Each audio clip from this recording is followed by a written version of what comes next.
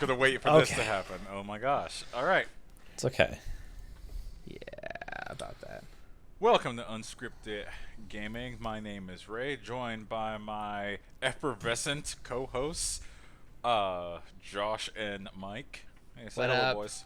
Hello, That's a good Gentlemen. word for it. folks. Before we get to the serious news, because there's a lot of serious news, let's get to the fun stuff. I'm gonna be greedy and go first. I've been playing a lot of Sekiro. All right. We are diving in. We're diving no straight banter. in. No. Going right No up. banter. No bants. No bants today. No bants today. No bants.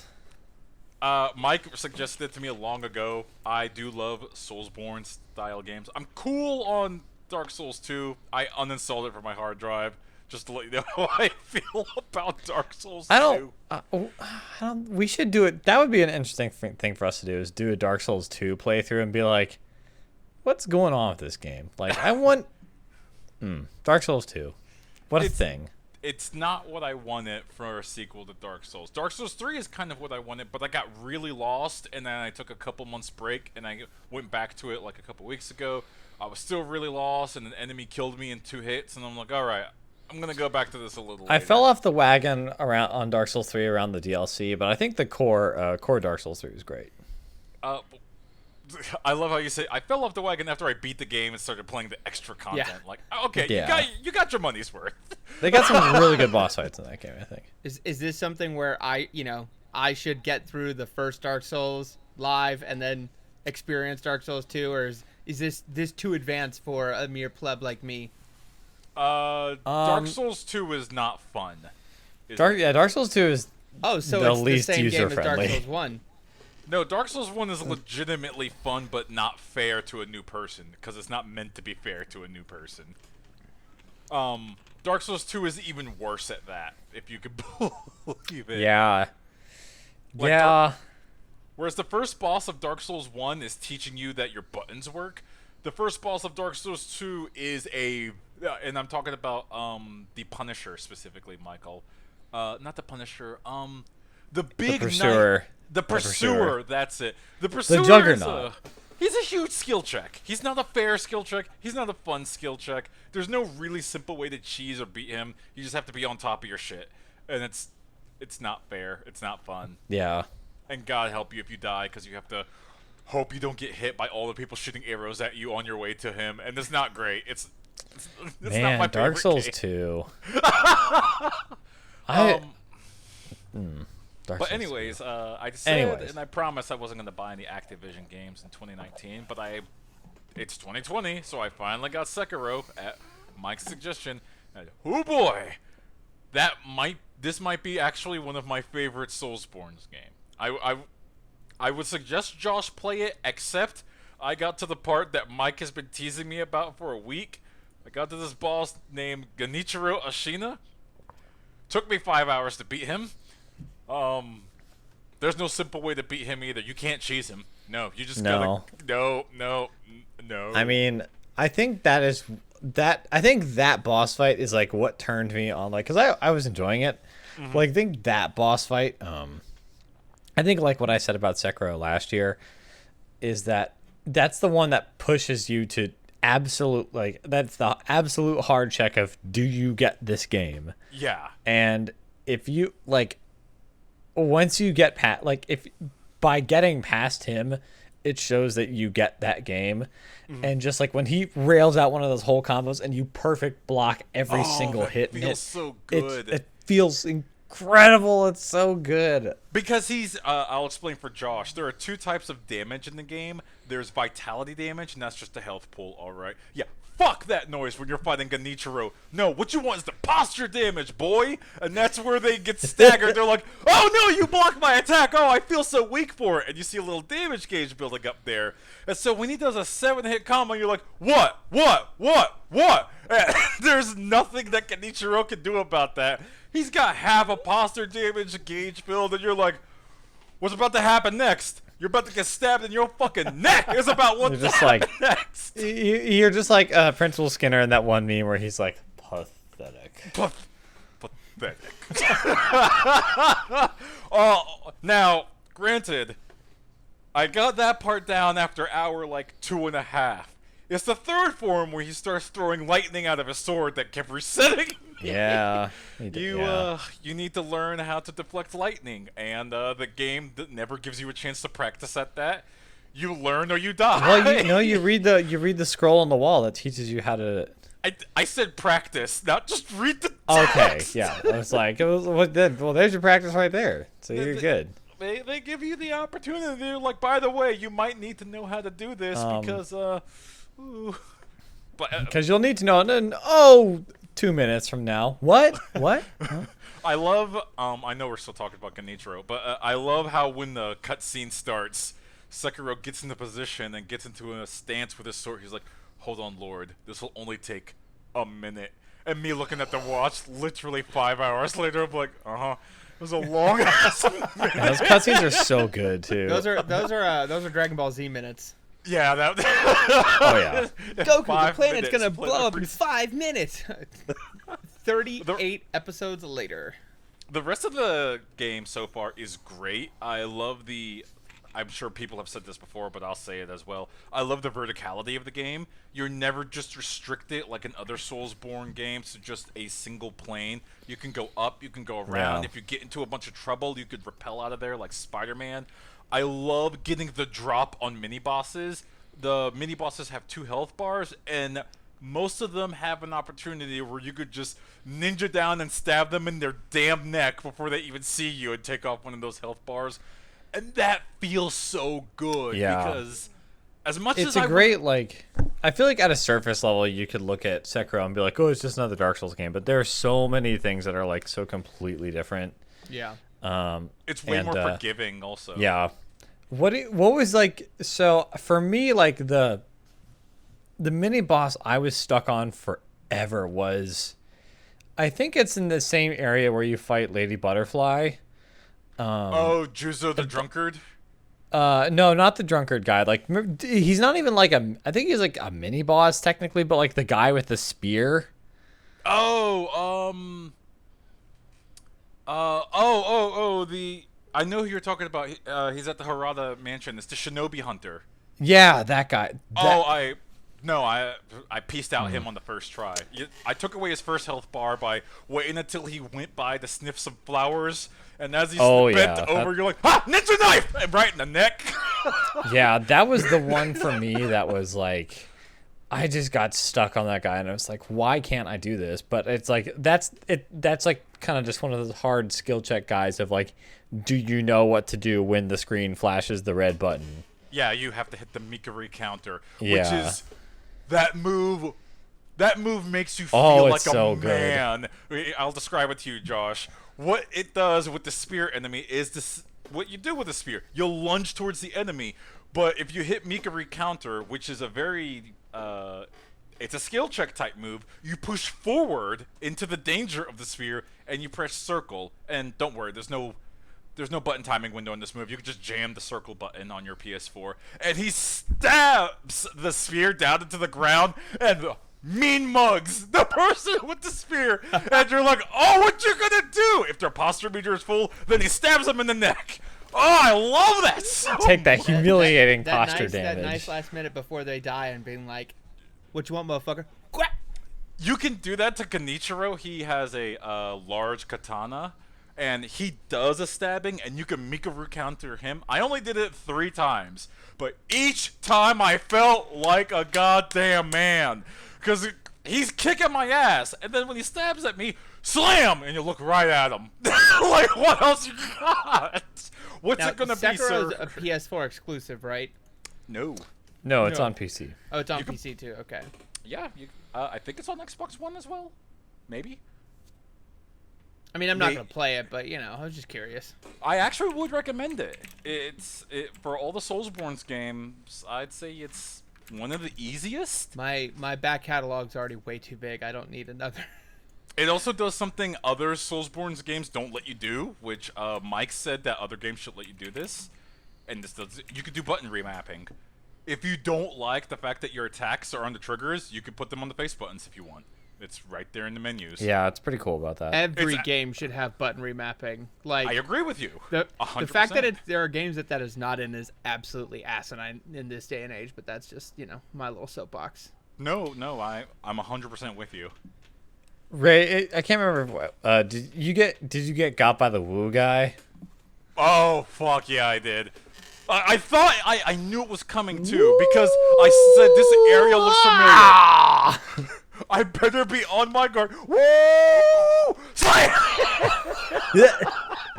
I love the Oh my Woo guy. God, We love the oh Woo guy, don't we, folks? We love him. I'm not gonna lie to you. It caused my heart rate to jump. I was really fucking terrified when I saw Because you that. just kind of look, you're like, what the fuck is Woo? Because it looks like he's not coming as fast as he is, but no, he is a comet. It's so good. I love it and I hate it at the Woo same guy. time. If you look off in the distance, you could see him coming, but you have to know what it is you're looking for. Because you're like something's approaching. What You're is like, that? what is And that by the black time you speck realize over what's there? about to happen, it's too late. It's funny every time. You can't parry it. You can't jump out of the way because he's like target locked. Download complete. Oh, complete. And if you don't have enough health, it's an instant kill, which is hilarious each and every time it happens. He didn't kill me immediately. I want to be clear.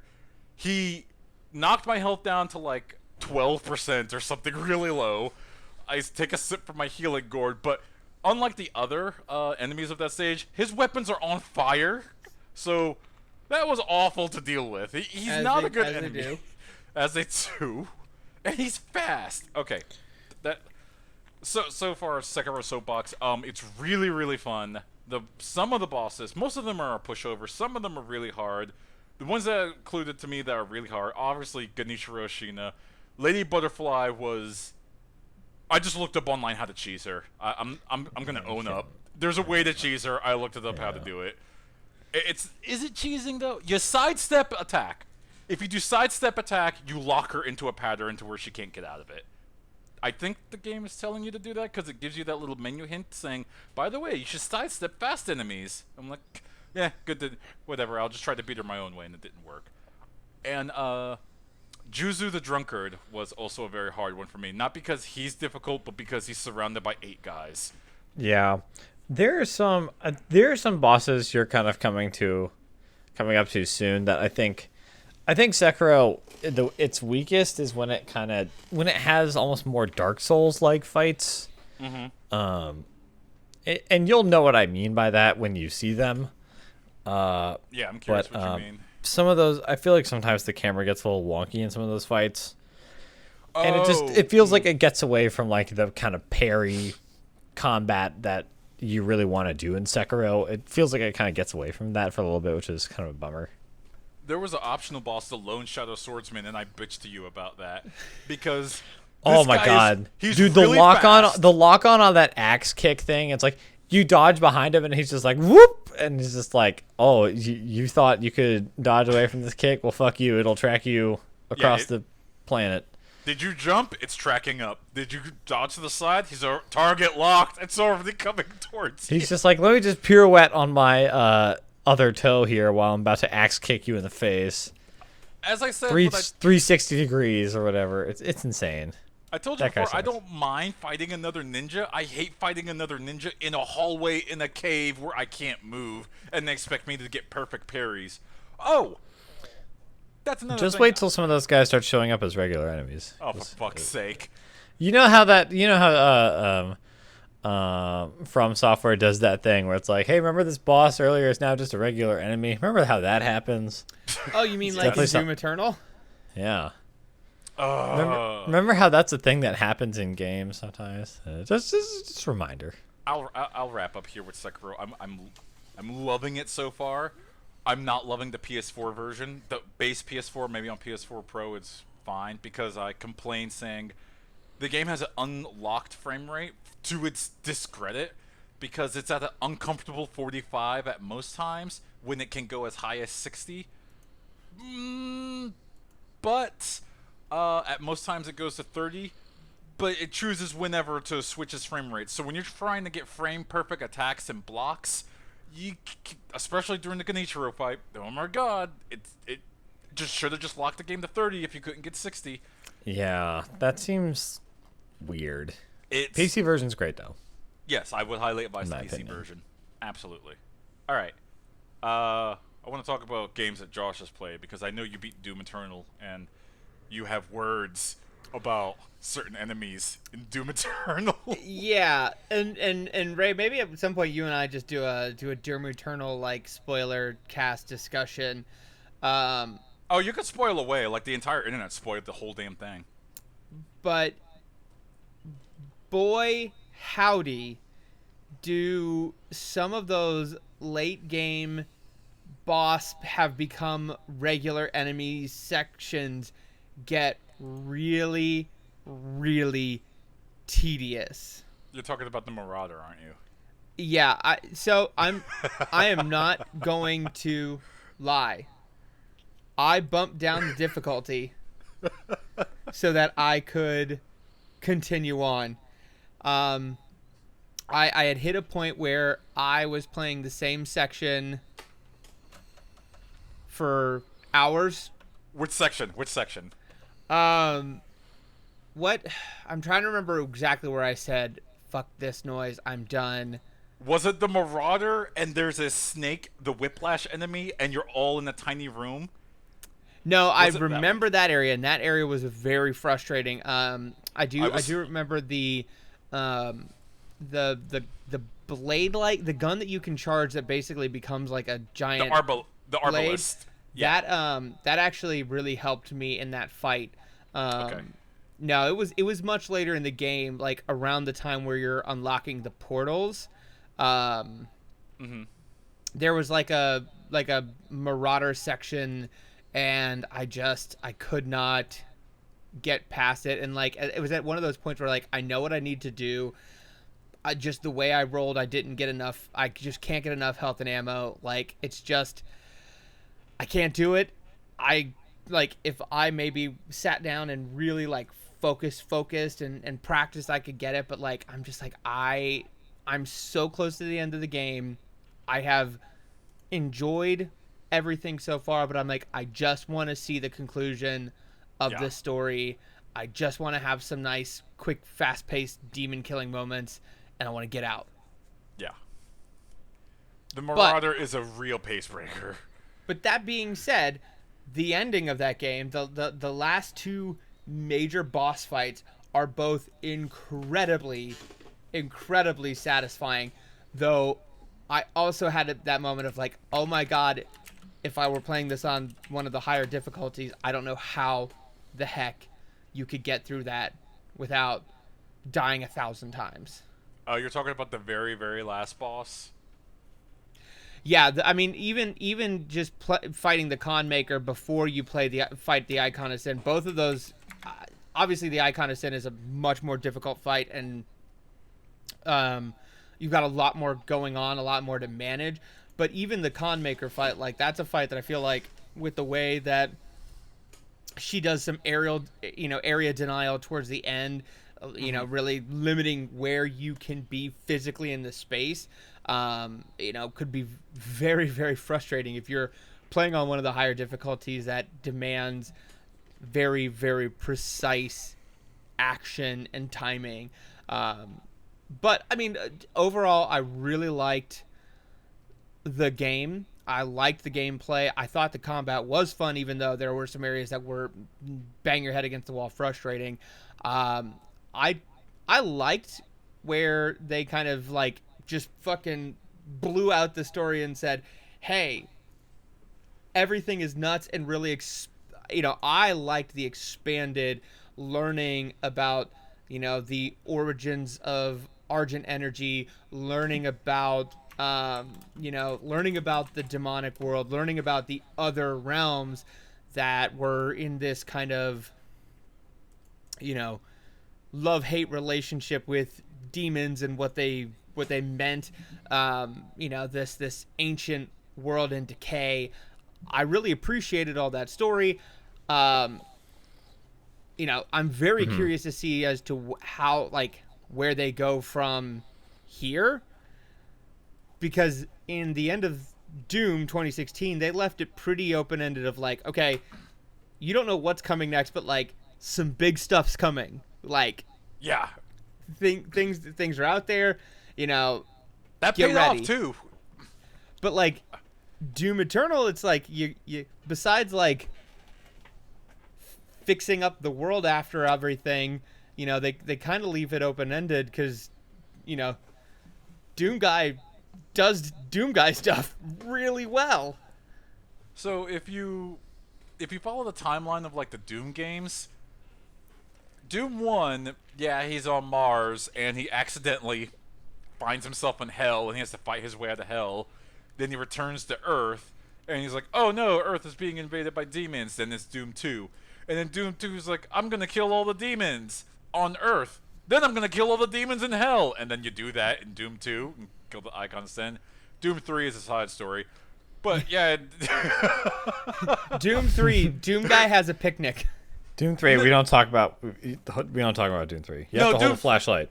Doom 3 actually is canon. Okay, so in the story of Doom Eternal, you saw how the Sentinel Knights bring in the Doom guy, and he's talking about how blood is, how there's monsters, how there's big guts, how he must rip and tear, and so much.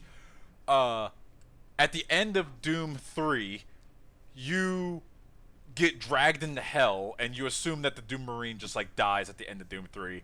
And so this closes the loop, saying, no, this entire time he's been fighting and killing demons in hell with his bare hands, and he's gotten so goddamn good at it. The demons threw him in the sarcophagus, and then threw that sarcophagus into a pyramid, and said, "We just can't deal with him anymore. We just don't touch. Don't touch you." Not only that, but that the Doom Guy got down there and was so good at what he did that this ancient army of Sentinel warriors basically ascended him through the ranks to be their top person. Like, yeah, he went from just some random dude they pulled down to fight in an arena, you know, gladiator style, to, hey, you're kind of like the dude now, so rip and tear, buddy.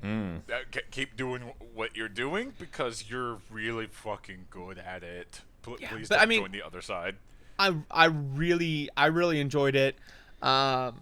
You know, they thought he was going to get lost in the thrall of the mid-level marketing scheme of Hell Demons, but you know, he just some of those top players just really go all the way to the top. What are you going to do?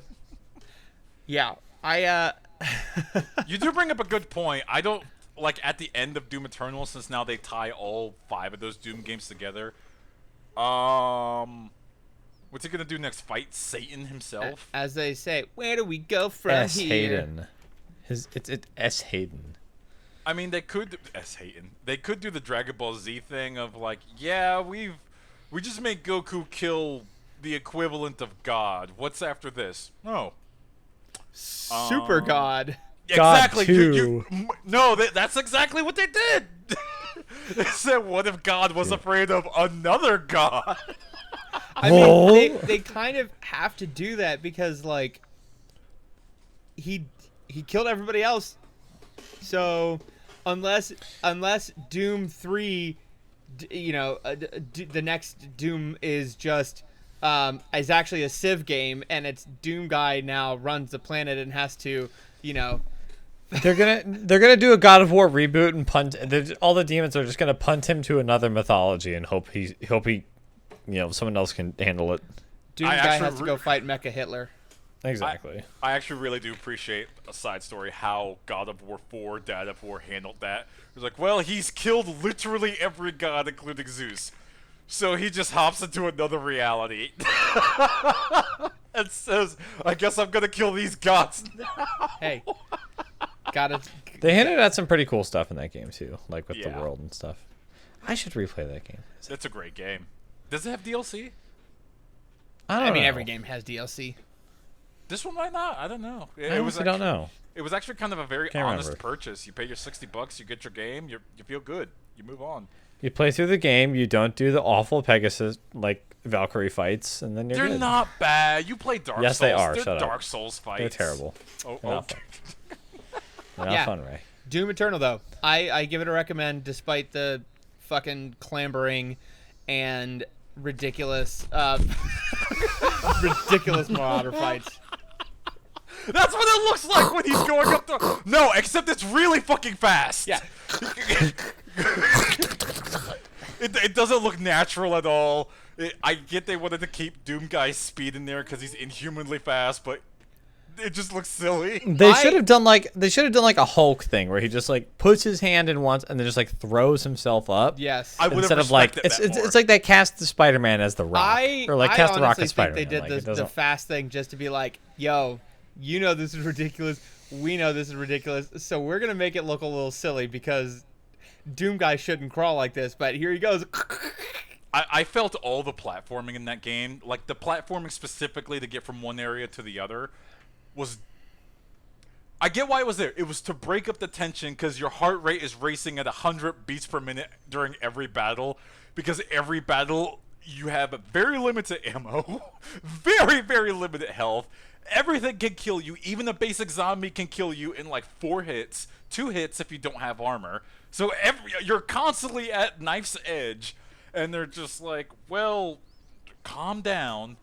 You're going to calm down and go to another place. It's going to be like Super Mario Galaxy. Dun, dun, dun, dun, dun, dun, dun. Yeah, but my problem with that is like in a few places when they did some of those like the big jumping sections with the kind of catapult things, you got to enjoy, you know, the skybox and a lot of the environment and the really gorgeous scenery. But other times when you're just jumping around like that, you don't get to enjoy the environment because your face is plastered for a wall and you're looking for the green glow to find out where to glom onto next. Like, I would have just rather having, you know, some sort of like just smaller corridor to walk through and explore a little bit to just better enjoy the horrifyingly beautiful environments that they created.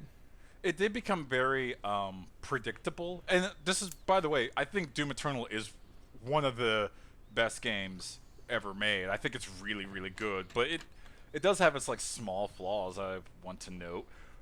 It became very predictable when you found like the map of the game, and you could of each level, and you could typically find them pretty easy. And then you're just like, okay, how many battles are actually in this map? And you could see each little battle arena encounter. And then I got to the point near the end of the game where I'm just like, okay, I got like 6 battle encounters left. Let's just keep that in mind. And the level design it's built very video game-esque, because it's just like, oh, there's a bunch of floating sarcophaguses, and they have a timer on them. You know what you're gonna do here, Mr. Doomslayer? And you're like, what happened to Doom 2016, where the world felt very lived in? It felt like a Mars center. You didn't really question why you were jumping over here and jumping over there. It was like, it felt like an actual factory. It felt like a giant reactor and whatnot. And then when you got to Hell, it was very chaotic looking. The places that you could jump just sort of made sense, and then sometimes it didn't make sense that you could jump here. Here it's like, as you were saying, no, it's very defined. Here are the green little lighting points to tell you where to go, and here's the little purple areas to tell you, yeah, maybe you should only go here if you want to do the side missions and whatnot. It's too signposted. And I like Doom Eternal, but yeah, the signposting became really, really, really obvious at a certain point. And that's fine. That's still fine, because it's still, at the end of the day, a video game. It's a very... When you get to the Doom hub, what do they call that? The Doom Castle, or... Fortress of Doom. Oh, I'm sorry, my fault. The Fortress of Doom. My apologies. When you get to the Fortress of Doom and you get to his, like, study or his hovel or his office or whatever, and he's got an Argent Energy, like, rock guitar, you're like, okay, game. I see where you're going with this. All right. The Fortress of Doom okay, is come one of my on. favorite places. Like, you could just spend 2 hours exploring all the nooks and crannies and little Easter eggs of the Fortress of Doom and all the stuff that they have in there. And you could just imagine, like, Doom Guy getting back after, you know, an evening of slaying and just being like, I'm going to flick my bobbleheads a little bit. I'm going to put my trophy here. And, you know, I'm going to play this Argent Energy guitar. My favorite Easter egg is he has, like, a couple boxes of, like, pizza. You're like, what the fuck? Why? Who delivered this? Who delivered this and how? Who did? Earth is under attack by demons. Where did you get this pizza? I mean, if we've learned anything from the past, 5 months, it's that you are definitely going to be working during the apocalypse.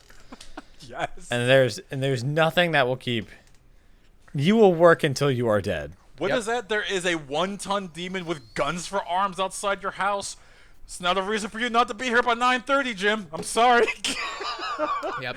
I will want those say, demerits? my one disappointment of the game is I was really hoping that during the Icon of Sin fight, that big Doom guy looking mech in the Fortress of Doom was going to play some part in it.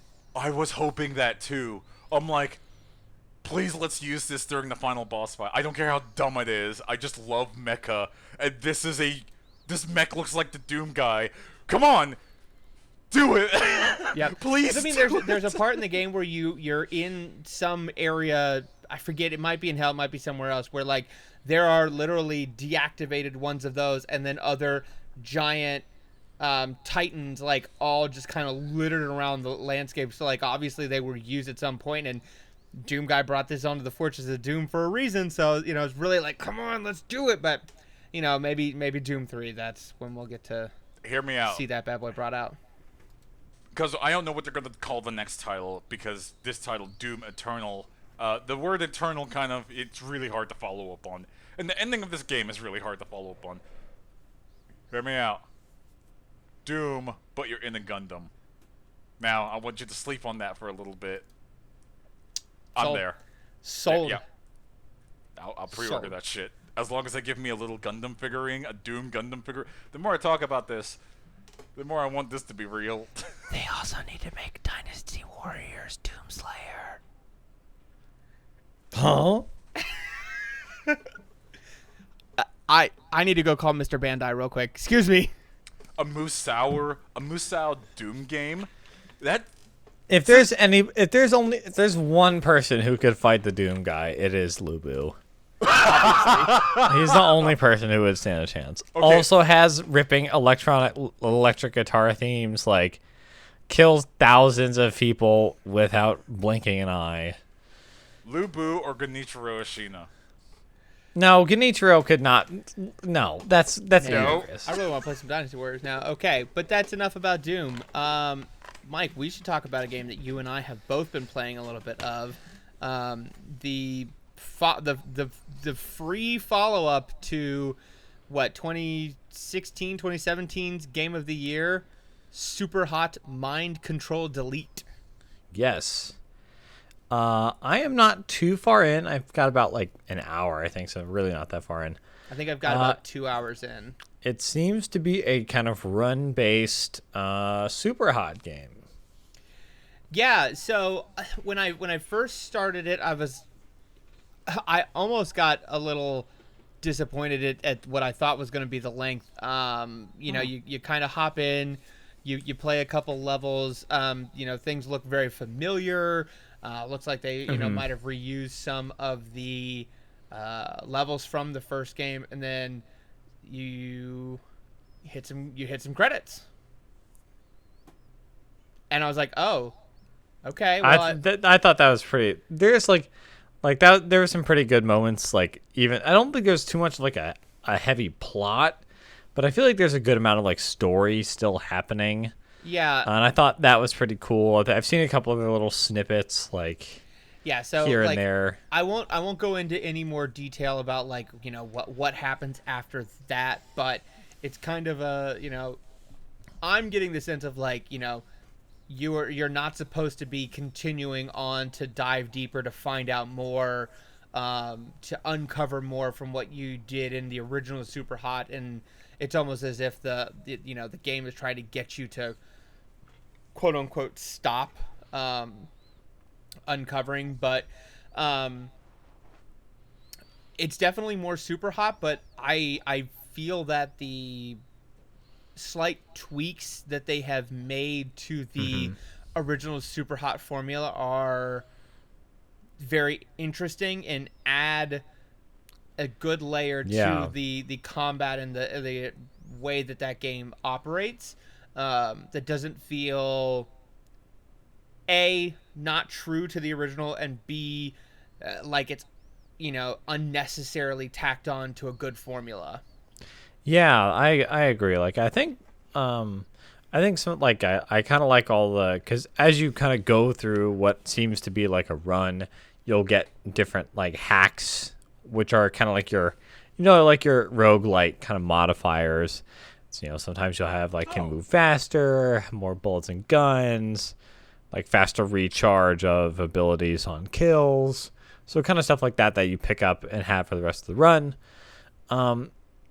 So I definitely am kind of enjoying a couple of the little gameplay tweaks. Like even with some of the, I don't know if you've seen like some of the enemy types, but some of them have like like they're only vulnerable in certain areas, which I think is a good little change up.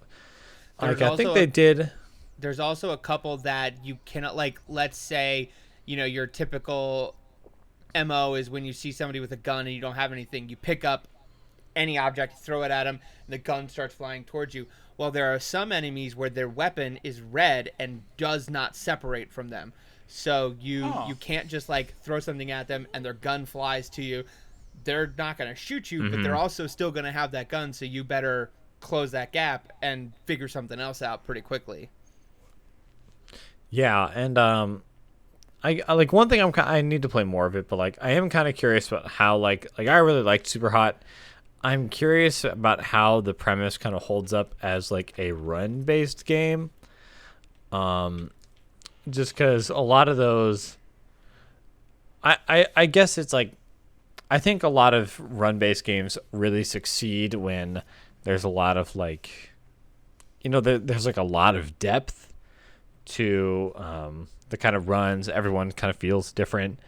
And I hope that this game can replicate that and because just so it's like, because you start like, you're like, oh, this is the sewer level, this is the casino level. So it's like, and there isn't like it kind of feels like there isn't too much change in like the, like how the core game goes from run to run. Like in something like Slay the Spire, obviously they're like really different games, but like if I pick up a different card, that I can build around that in a completely different way than I did in the previous run because I didn't get that card. And so I hope that I guess that's my kind of question is like, I definitely like it so far. I just want to see if there's how much kind of really good, deep, like kind of variety there is in the like longer term with that game. But so far I think it's I'm really liking it. I think that Super Hot aesthetic is very slick and still very, as the kids say, it whips ass. And like I think it's free to anyone who already had Super Hot. Yeah, it's so free to anybody who owns Super Hot. I can confirm this. It was just sitting in my Steam library. Yeah. So if you already have Super Hot, this is 100% worth checking out. Yeah, and if you haven't played Super Hot, go play Super Hot. It's one of the Some would most say it's innovative one of the- shooters of all time. Some would say it's one of the most innovative shooters of all time. Some might say it's Some would say that, 2016's yeah. or 17th game of the year. Some might say that. But yeah, Wow. I'm very curious to see where they go with that and experiencing the rest of this part of the story. Yeah, I have nothing really left to say. I've been really enjoying that so far. Before we get into other games, you guys want to talk about the more serious news of the evening? Yeah, if we're gonna lead off the news segment here, we should probably start with the big stuff. Let's And go. then maybe- Let's just jump right in. Let's just hop into the pool. Water's fine, Ubisoft- kids. Ubisoft is in a lot of hot water, justifiably. It's turned out they've had a lot. I don't know how many, and that's not fair to the victims, of course. But I actually don't know. A lot more. One is more than enough, but a whole lot of sexual allegations. I mean, it's based on just the. I think we're all kind of basing our discussion around an article in Bloomberg here from Jason Schreier about the. I mean, we don't know how many experiences on record there are, and even if there are, even if you don't have an exact count on record, based on just the cultural vibe that you get from Ubisoft, just from the absolute tippy top of this company all the way down, I'm just easily going to say there's hundreds of cases that we will never hear about just because it didn't get reported, slipped under the rug, just because of the. I mean, this is going to sound more SJWE than I mean it to, but there's just an intense braggadocious bro culture like that. It kind of that is so dated. No, it's like saying that. Yeah, I mean, they were talking about that. Yeah, like they're having meetings at a strip club or whatever. It's like, come on, like really, like who does that? Like it's not that, like what? It was just, I mean, just like that attitude is just across everything that these is going off across with Ubisoft, with the founding family of Ubisoft, which is very weird. The five brothers, with Guillermo leading the charge, the middle brother. But didn't he fire two of his brothers because of sexual allegations? I think he ousted two of them. I'd have to yeah, I think a couple of the brothers were part of that big executive call that happened a couple weeks ago. So, it's like the 5-10 executives have been removed in the last few weeks. So, and I would not be surprised if because of this we see a few more higher ups departing the company, because you imagine that if that culture has been permeating for so long, it's not just limited to the people that have already fallen because of it. They might need to just clean house of their HR and just start that fresh. I don't know, because if you have that much human resources hiding these allegations, very serious allegations, and burying it and just hoping it'll go away. There was one part in the article where they're yes, this woman was right, and yeah, the guy got a talking to and the woman got a gift card. You're like, what dystopian nonsense did I just fucking read? Gave her a gift card? That was wild. It's just sorry about that. Here's a $5 enjoy the topic. Enjoy the Qdoba. Most dirty thing you can do to try and it's ridiculous. I was thinking about that. It was I know this isn't actually true, so don't yell at me or whatever. Actually, please do, so I can own you. But it's almost kind of insult. It's I almost rather. I can't decide if it's insulting to give them a gift card. If it's better or worse to just say this person who you've reported has been dismissed from the company. It's almost worse to give them a gift card. It is. I mean, yes. it's no, it's good that they got something for this, but also it's what?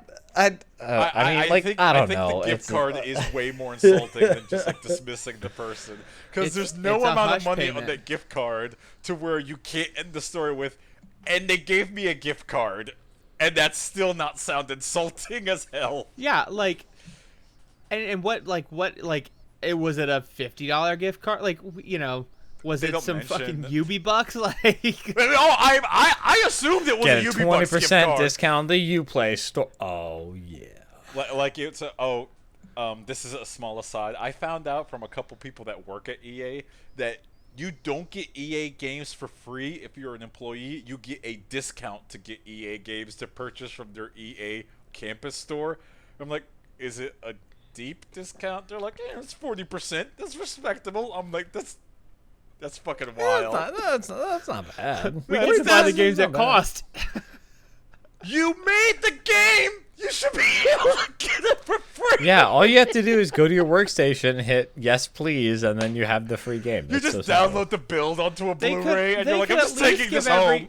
They could at least give everybody like a subscription to Origin Access Platinum. Like, my God.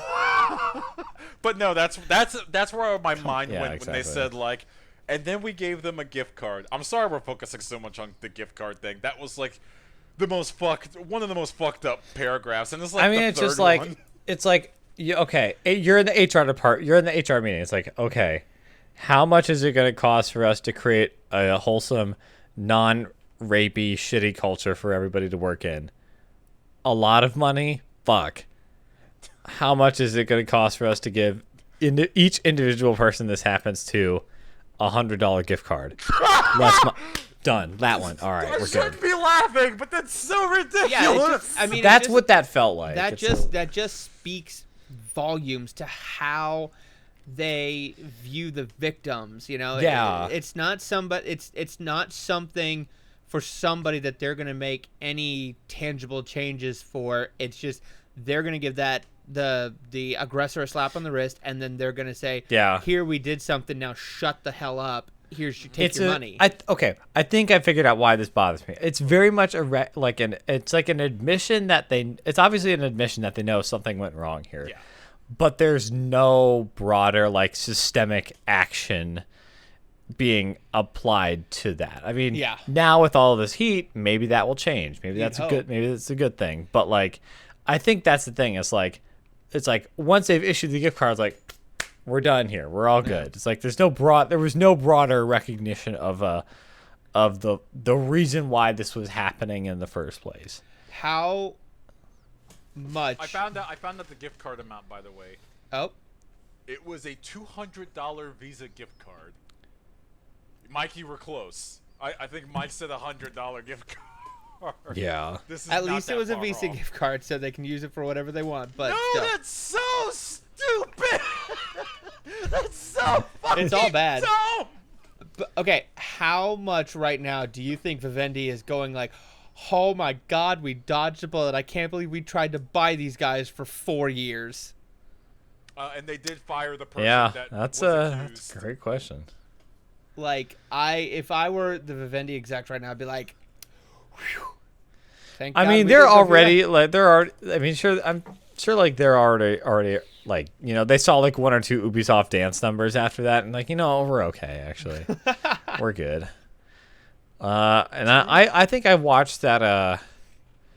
I watched their like Nintendo Direct, but Ubisoft thing, and I honestly can't even remember anything that was on there. Their directs. Oh, I do remember. Because like Watch Dogs is on there now, and just like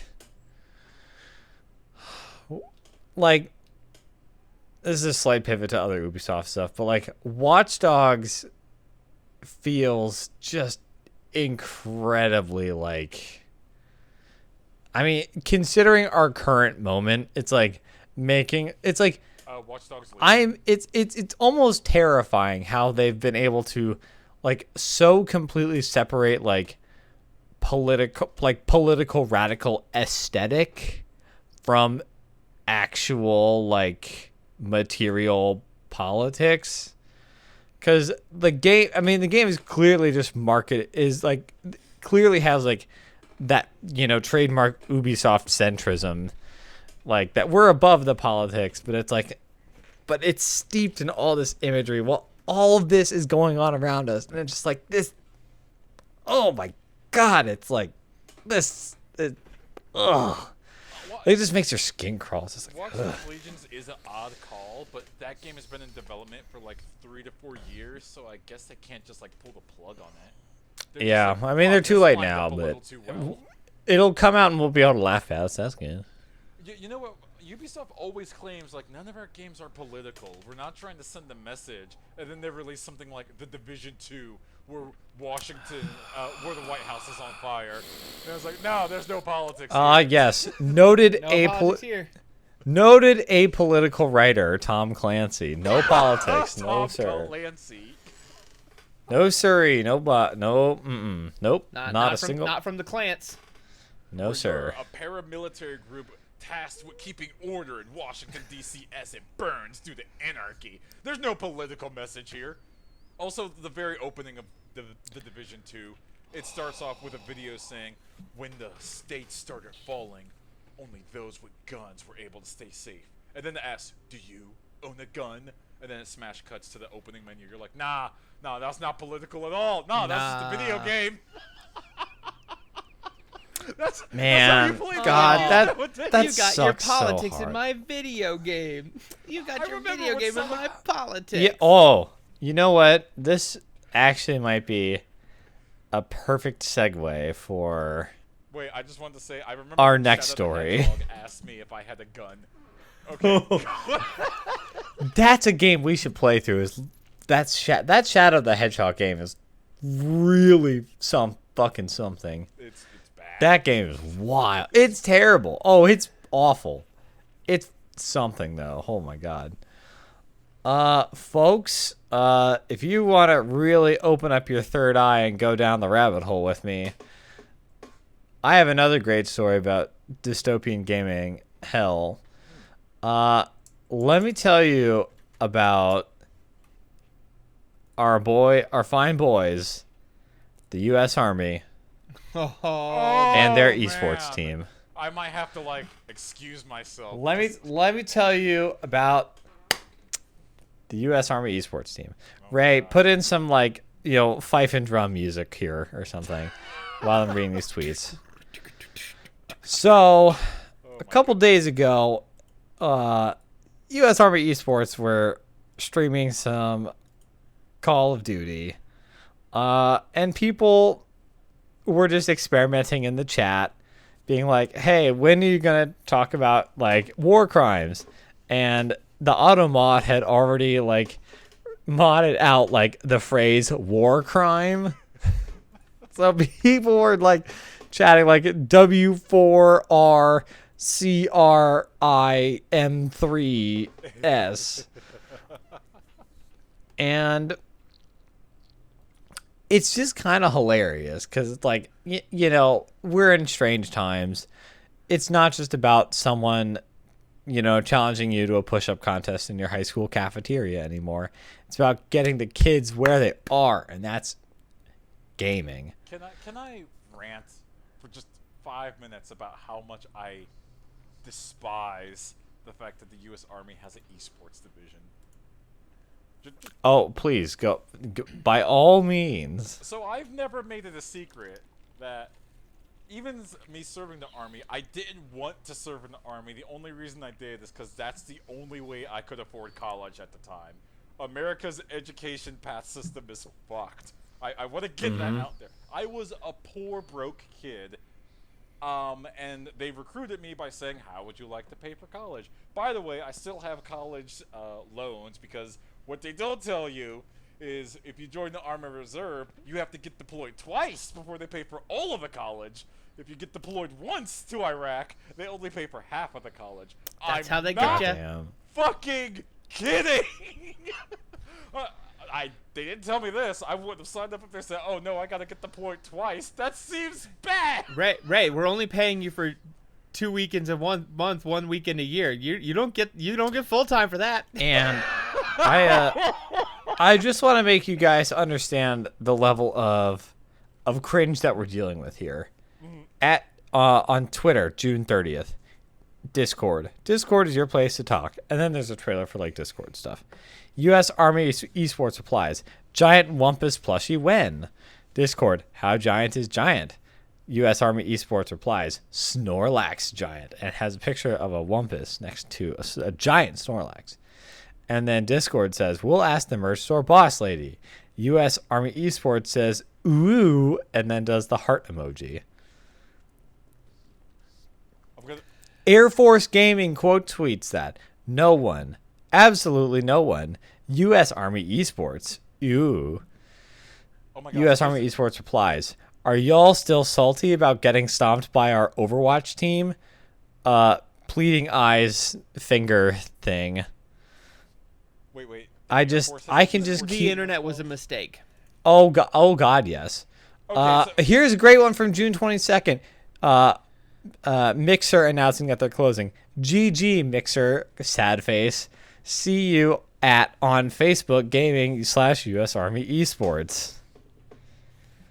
this is the thing.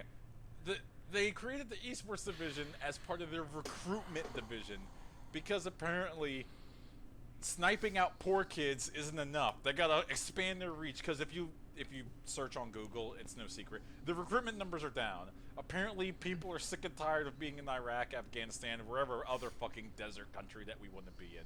It's not sexy anymore. People's like, it's tired. It's old.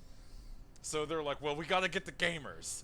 We gotta get the Call of Duty players. We Like- gotta get out there. My God. We Like, need more drone pilots.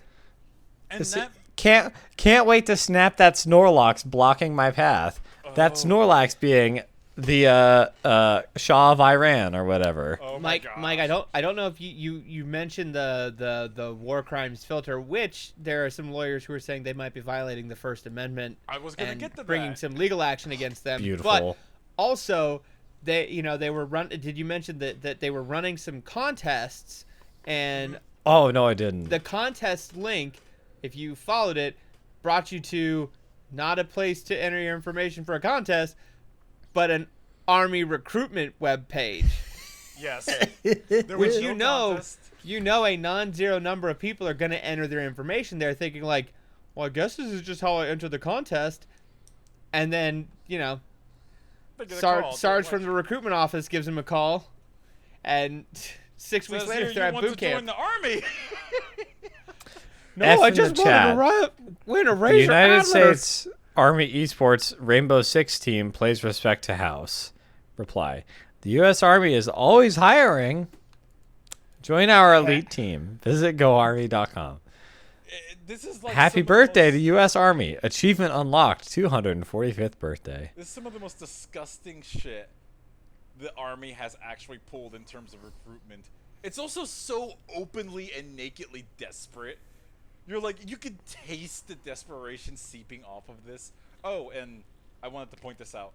On Twitch, you know how they do the Twitch streams, they don't have the age filter engaged, so anyone below the age of whatever can watch their streams. Even though if you're recruiting, you should restrict it to at least 18 and up. They're like, nah, go younger, get them deeper. We know they're playing Call of Duty. That shit irks me something fierce. Like, if you want people to join your military, just have them join. Don't try to trick them into joining. Happy birthday at Discord. We got Wumpus some triple chocolate if that's okay.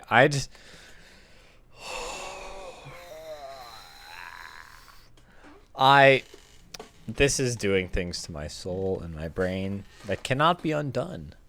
I hope they fail. You heard me, U.S. Army. I hope your recruitment efforts via this avenue fail stupendously. Oh, and Yeah. they're paying $1 million per ad buy so that during actual esports competitions, people will say, "Oh, by the way, go Army." They're like, Dude, I love the fact that, like, oh, U.S. Army Esports, May the 4th be with you. Which hashtag Star Wars movie is your favorite? I want Like, to follow their Twitter. someone should tell the U.S. Army Esports about what George Lucas was going for in that first Star Wars movie. I'll let them figure it out. I am They now can look it up. decreeing. I'm now decreeing all brands must be silent on Twitter, except for when they reply to me being salty about bad customer service at them. That's the only time brands are allowed to talk on Twitter anymore. I thought you loved I just brand it Twitter. just I just you're right. there's I just love my something brand just swap. so like I saw this was happening. It was like this is so built for us to talk about. It was just like, God, these fucking stick up. Oh, This I'm is s- pretty I'm- gross. I'm losing my mind. I- Just like, ooh, join the army. You can play games and bomb school buses. So I want to talk. Get a tiny bit- plushie for a Wumpus. God, I am. I want to talk a little bit about what Josh said because that's actually really important. I'm so tired. So the U.S. Army obviously is a federal government faction. And whenever they enter into a public space, they're technically entering into a public forum as a government entity. So when they start banning people off of Twitch and banning people from Discord, they actually are violating your First Amendment right. because the government is taking direct action, Dude. punitive action on your free speech. So there's a lawyer looking into that, and I hope they wreck their shit. It's time to just go copy paste a couple of Wikipedia articles and get to work here. I should probably subscribe to their Twitch now so they don't have to have like a 6-month like waiting period to use the chat or something. I better get on top of that. I actually just started following them on Twitter to see the cringe that they post. Oh God. Apparently, they constantly fight the Air Force esports team. I guess they have a deal going. Maybe that's the only team they fight. I said that's probably the only team that they. The internet was. Josh is right. The internet was a mistake. Technology was a mistake. I've become a tribalist. We need to go back to the way things were 200,000 years ago. It's the only way. We have to restart. So we're back to the we're trees. doomed. We have to go. Bird All right, back in the tree, everyone. Start regrowing your tail. This is the only option. go. We got to Back to the restart. tree. We got to go. We got to all the way back. Go It's all- only. Take it. It's the only thing we can do to begin to undo what has been done. It's the only solution. That's not the actually only solution. I'm just making a joke. Parody. Hey, Mike. Instead of that, What? do you want to hear about some tech that you might be able to buy in a couple years? Because why not keep With keep my the ar- march of, with keep my- the march of progress going on? With my army bucks, hell yeah. Yeah. So Josh's Tech Minute got a couple things to talk about. Some rumors have been going around recently that the new Ampere NVIDIA 3000 series graphics cards are going to require the brand new, yet to be announced 12-pin connector. This thing can apparently somehow run like 600 watts through it, which is absurd. So this thing is obviously going to be high performance and is definitely coming. But it sounds like that for the most part, the 12-pin will only be required for like OEM chips sets, like things that are made by system integrators or put on cards like that. Maybe some reference board models might have it, but that in all likelihood too, NVIDIA might include some sort of adapter. But that does mean that there is a potential for new power supplies to be needed in the near future, especially because there are also some rumors that the 22-pin connector for the motherboard is going to be changed in the near future in a new ATX standard. So very interesting things to watch as the kind of next generation happens. We also saw that the DDR5 spec was officially set this week, so all the memory timings and issues with that and how those are going to be, I think they said we could see DIMMs with that on it as early as next year. But this year, AMD officially announced that the Ryzen 4000 series Zen 3 consumer chips are still on track to be released in 2020. They had talked about some of the server processors being released this year. These 4000 series mobile chips have already launched and are in laptops now, but there was some confusion of whether or not their 4000 series desktop chips would be available this year, and they confirmed today, the 21st of July, that yes, 2020 we will see the 4000 series Zen 3 Ryzen chips. They're still on the 7 nanometer process, but we're expecting a lot from them out of this. They just had their XT refresh for some of their 3000 stuff because they've obviously just gotten better at making those chips and getting better binning and whatnot. So especially with the way that Intel has been stuck on 14 nanometer for so long, the issues that have been arising from the 10 series that they have, I have some pretty big hopes for this new 4000 series chipset. So should be seeing that this year.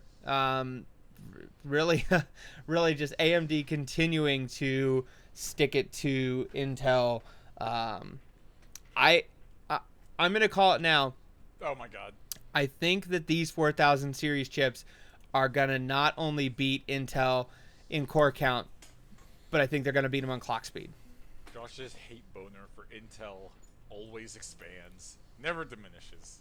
Nope. I mean, right now we're dealing with this 10,000 series chips that they can't seem to get a handle on, and limiting arbitrarily memory speeds unless you buy one of the Z series boards. Even if you have the overclocking chip on one of the mid or upper high mid boards, they will limit your RAM timings to like 2900 megahertz, while Ryzen's using like up to 4000 megahertz RAM, and the Intel doesn't have to arbitrarily limit it. crazy. Like they're cutting almost a gigahertz of speed off the RAM just because you didn't buy the quote unquote overclocking board, because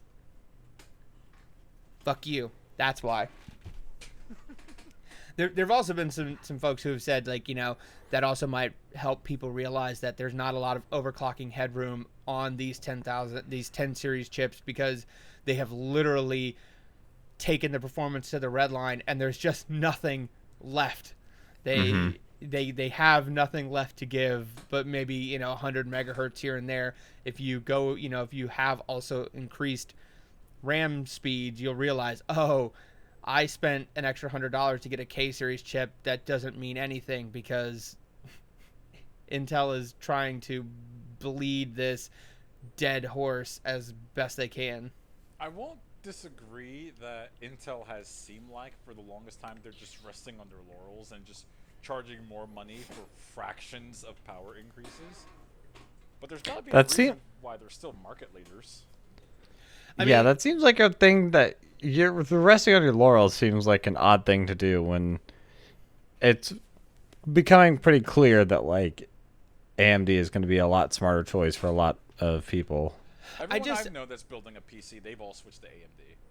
Yeah, I mean, I'm thinking in the next year or two, you know, I'll have a Ryzen 4 or a Ryzen 5 series chip in my computer in the next few years. Like, unless Intel changes something drastic in the next couple of releases, I just don't imagine that I would go with an Intel chip, even if it is slightly faster in gaming performance. Everything else, if you ever do any sort of like work on your computer, whether or not that's, you know, video, photo editing, you know, anything that requires multi-core solutions, like you just cannot beat the price to performance you get out of the Ryzen processors. And I don't know at what point Intel starts, like, I know Intel has like $11 billion to cash on hand. They have their hands in a lot of different pots, but like, you know, they have lost an incredible amount of market share to AMD in the, you know, consumer high-end desktop space. They have lost their entire Apple business. You know, both AMD and, you know, new silicon makers are nipping at their heels when it comes to the server space. You know, the amount of folks who are putting out, you know, new ARM processors for the server space, right? You know, AMD's EPYC line. Like, at what point does Intel actually start to feel worried and think we have to actually do some innovation again, rather than just saying like, hey, you know that 14 nanometer plus, add another plus. I just looked it up just to be sure. The new PS5s will also run on AMD architecture, much like the PS4s and Xbox Ones do. I think the Xbox Series X will run on AMD as well? Yes, both PS5 and Series X are similar. I want to say they're eight core AMD situations. I just looked it up. They're both running custom AMD Zen 2 CPUs. Yeah. 7 nanometers for the Xbox Series X, which is that's impressive. Yeah, so good for AMD. I'll be very excited to see those benchmarks when they come out with the 4000, and I just have that suspicion that AMD is going to beat the clocks this time. That's one thing. I'm glad you mentioned that. As much as I love that you have been for the past 6 years sitting on Intel. Biding my time. Intel always performs better in real-world tests compared to AMD similar CPUs. Josh, your answer to this? Because games are still in favor of single core performance. So if you have a higher clock speed, if you're running at 4.8, 5.1 gigahertz while your competition's at 3.8, 4.2, you're going to have that slight edge because you have that frequency advantage on the single core.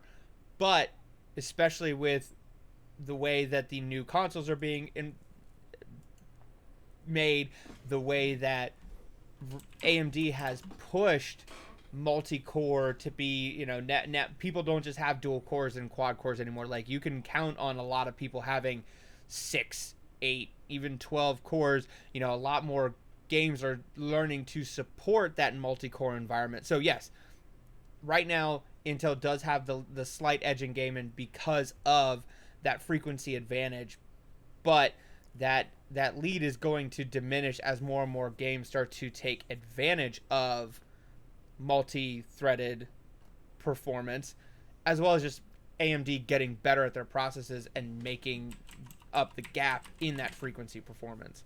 I also think when you talk about, like, hey, if you're gaming and doing anything besides that, so if you are gaming and recording, or gaming and streaming, or gaming and doing some other task in the background, you're still going to be better off having an AMD chip, because you're going to have that extra headroom in your 10 extra cores and threads to do those other things, versus Intel, where you may have half or fewer cores and threads. I mean, I think the 10900K is a 10 core processor, and that's their high end, where the others are like 6, whereas AMD's high end consumer chip is like a 16 core processor. So this is ridiculous. There's nothing you, I, or Mike probably can do at the same time that will justify that much. I mean, could run 2 copies of Destiny at the same time. Oh. If you have a 6-core CPU, you could probably do that right now. Like, I actually found a way to launch the Steam version and found a way to launch like Destiny 1 somehow, side by side. They were probably run on your computer, and they run like at 30 frames per second. It's funny you mentioned that. Linus Tech Tips has a video that they launched like a week ago. Now, it's on a laptop, but they played 2 video games simultaneously from a laptop. Trying to see if I can't find it. Yeah, this laptop runs 2 games at the same time, because it has like this normal screen, but then it has this other screen on the deck. So they were playing like Rocket League on one, and then I can't remember what the other game was on the other, but like they were literally running 2 games on the laptop. Yeah, I mean, your computer right now could do it. You probably just don't, because that eats away a lot of RAM. You need a lot of RAM to like make up for it, but most CPU cores. Yeah, and I mean, Chrome takes up 80% of my RAM day to day anyway. You need so to not have a Chrome tab open anywhere when you're doing this nonsense. Even when you don't have Chrome open, Chrome is still running in the background. Just be like, what if I took 2 gigabytes of RAM? More. Just more. I would just hold on to this. Can I hold on to this? When I need it. You might launch me in a second, and I need to be ready to go. I'm just gonna reserve 500 tabs to be open instantly, just in case. It's Chrome's go bag. Just like, hey, when you tell me to go, I gotta be ready. And then you actually do open a tab. It's like, okay, I need 2 more RAM sticks over here. The 2 I was holding on. Yeah, that's why you get 2 8 gig sticks of RAM. 1 for Chrome, 1 for everything else. I have literally thought about, because I have 16 gigs of RAM, and I've literally thought about, like, what if I got a 32 gig kit, just because Chrome takes up so much? You're joking, Mike, but you're not wrong. When I'm like doing something heavy gaming, I think I was playing Ace Combat 7 like a couple months ago. Having a Chrome tab open did eat up like 6 to 8 gigs. Just having a YouTube video running in the background, podcast. Yeah. See, that's the problem with Destiny, is that like I need to have a Chrome tab open so I can hot swap on like my loadouts like, very quickly if I forget something. But that's a problem. Sense. But yeah, that's the Josh Tech Minute. That's a lot of stuff, coming here in the next year or so. So I'm gonna change it from Josh Tech Minute to the Josh Dunks on Intel Minute. That's normally what it turns into. I mean, it kind of does. I mean, I wasn't gonna say it, the but second I can get intel out of this bad boy, the better. Yeah, by the way, we never said it was the still- Josh. We never said it was the Josh apolitical or unopinionated I never Tech claimed Minute. to be unbiased in this segment. Exactly, it's not the unbiased Tech Minute. I want everyone to know that Josh has been using Intel hardware for like as long as he's been dunking on them. Hey, I mean, I have a 6700K in this machine. At the time, it was pretty much the highest end gaming processor you could get. I think they were still selling the FX 3080, like they were selling the FX chips at the time, which were already out of date. So like, now if I had waited like a year, I would have been in the early Ryzen territory. But hey, it's fine. Is what it is. All right, I think that takes us to the end of our podcast. Actually, unless you guys have anything else. No, I think that's a pretty great place to wrap it up. I have one more thing. Is it Bug Snacks? No, it's called unscriptedgaming.com. And Ooh, you should got go 'em. there to keep up to date on everything we got going on. In case you don't want to go to unscriptedgaming.com because you don't believe in bespoke websites anymore, what do you know? We're on Twitter at unscript_gaming. We're on Facebook at Unscripted Game Podcast. You can get us on SoundCloud.com/unscripted-gaming. You can get us on Apple, iTunes, that's the same thing, Google, anywhere you get your podcast, we're there. Get us in your ears, get us in your eyes, get us wherever you want to be. Google, what are you doing right now? Please stop. You're ruining Okay, my Google, outro. turn Josh's house to 90 degrees. It's that No, temperature. Google, tell the boys and girls to have a great day. Damn it. All right, well, this has been Unscripted Gaming. My name is Josh. My name is Ray. My name is OK Google. Oh my goodness. Peace. Turn Josh's house to 90 minutes. 90 degrees. Fuck. Peace.